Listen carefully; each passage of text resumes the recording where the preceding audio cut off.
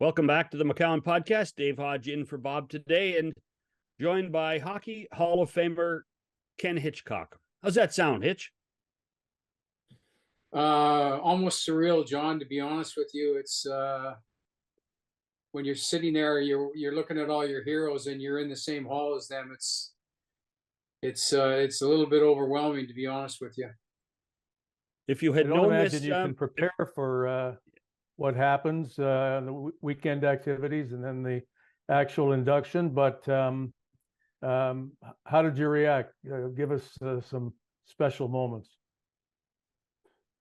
Dave, for me, the two special moments were on the Saturday night. We had a dinner with my family and my close friends at the Keg downtown, and it was outstanding. And then the Hockey Hall of Fame brought the cup to the dinner, and that overwhelmed everybody. And then Sunday, the Blues and Stars put on an event where they flew people in, ownership, management, and that was special to reconnect with all those people again, training staff, everything. So those two parts of the weekend to me stood out more than anything. I understand the pomp and circumstance that goes with it, but for me, being able to spend time with family and friends, and being able to spend time with the people that I spent most of my career with was exceptional, really exceptional. the whole concept of being a few years after you've retired from coaching to take this accolade, Dave and I have always talked about we should probably retire when we're 20 and then go back to work when we're 50 when we're smarter. Do you get a sense that I know you feel it was worth it, but what you know now would have helped you so much more as a coach? Oh yeah, for sure, John. I think the thing that you know now is that you get to see around corners that you didn't see before. And so I know the end game. If I went back to coaching tomorrow, I'd be a lot smarter coach than I've ever been in my life, because I know in most circumstances what the end game is. And when you're first into coaching, you're so busy fighting the fight, you don't recognize the end game. But I do now, and I know if things are handled a certain way, this is where it ends up. And if they're handled differently, it ends up in a different direction. I know those directions now. And I think that's why, not just because it's me and what I do for St. Louis, but having a mentor coach or having an insider help your coaching staff, I think is immense in the NHL. And I look at the things that I'm able to provide, that I was lucky because I had Bob Gainey and Bob Clark, and they provided me information from a winning perspective that I value to this day. And I can give that same stuff to the Blues coaches, and I think that stuff's really valuable. If you go back to coaching tomorrow, you said you're not going to, are you? No, I'm not. Like you've said that before, Ken. Well, friends are friends, Haji. And for me, two friends asked for my help, and so I did it in Edmonton with Peter, and in Dallas with Tom Glardy. And looking back on it, I really enjoyed those years, but I did it for the right reasons, in my opinion. I went to help friends, and but I had such a good time in Edmonton. I know we didn't make the playoffs, but I had such a good time. It gave me a new enthusiasm for young players, for star players. I was at the start of Connor and Leon's beginnings and Darnell Nurse's their beginnings, and it was fascinating for me to see those guys grow up. Would you manage a guy like Brett Hull differently now than you did when you had him? John, I thought not because of me, but I thought the smartest thing I ever did with Brett Hull was turn him over to the rest of the players. I would say the last half of the year that we won the cup, I didn't coach him.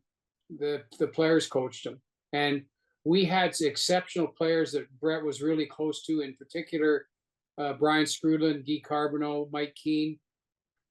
They did a lot of the coaching.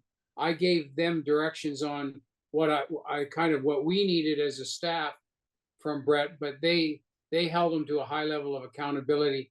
I think that stuff really works. I think turning star players over to leadership or turning it over to veteran players is a really important thing to do if you want to get the most out of players. When I see these good players who are either being benched or sat out, that's an end game that never works. And I think turning them over to the bulk of your lineup that's in your leadership position really helps, and it takes the stress off of coaches. It puts the stress back on the player because he doesn't want to let his friends down. This may sound like a silly question, but I have a follow-up that might make it less silly. How important was it to win that Stanley Cup?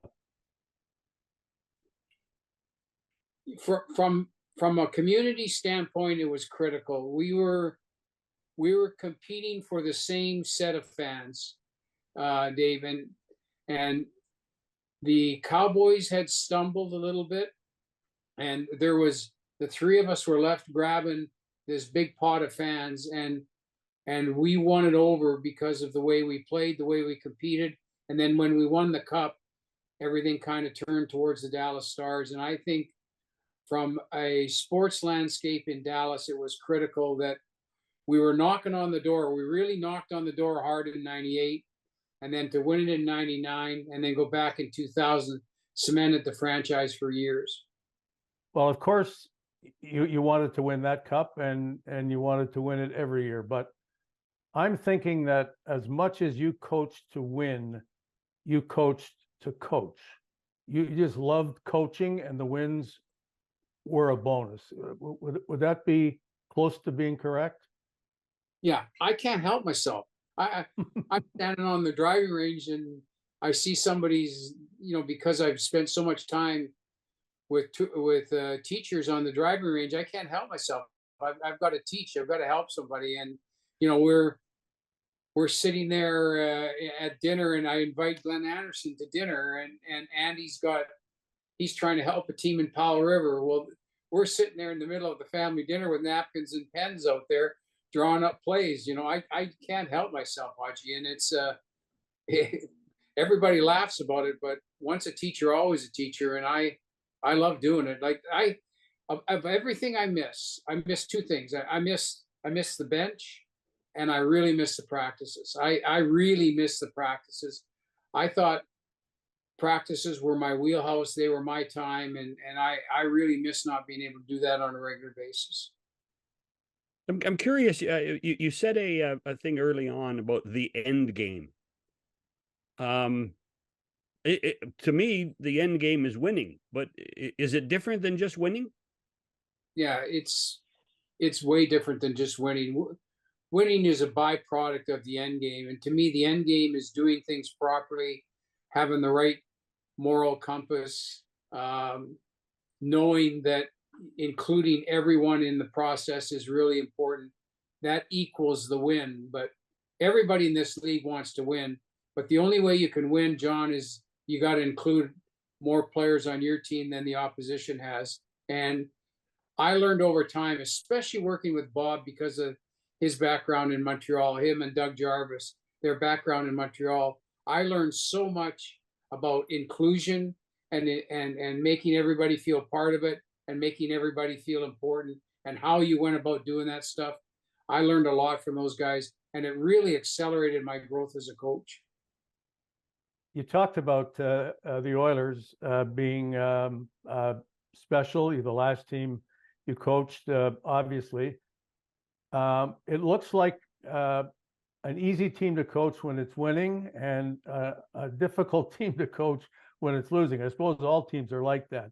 But do they stand out for that reason? Is it let McDavid and Draisaitl just make your life happy, or try to figure out why they can't? Well, for me, the Oilers are a perfect example of what happens when you press too much. You can see the angst in the players. You can see the anxiety in the players. And when you force the game too much, you're living on the edge, and you lose the value of what makes the game critical in long-term thinking. In other words, what I'm saying is, sometimes you press so hard to try to be successful that you start losing focus of what is important. To me, if you look at all the teams that are in the top of the league right now, they all do one thing well: they check. And when you check well, that's a phase of playing defense. It's not defense; it's a phase of playing defense. But when you check well, you win. And if you don't check, you open yourself up to be vulnerable.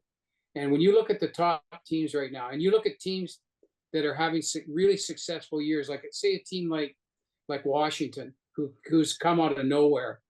But in my eyes, they haven't come out of nowhere because they check so well. And when you look at Seattle last year, how well they checked.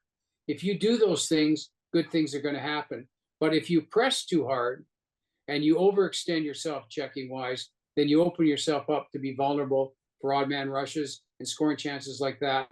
And I think teams like Edmonton are in that vein right now. They're pressing so hard that they're opening themselves up on the back end way too much.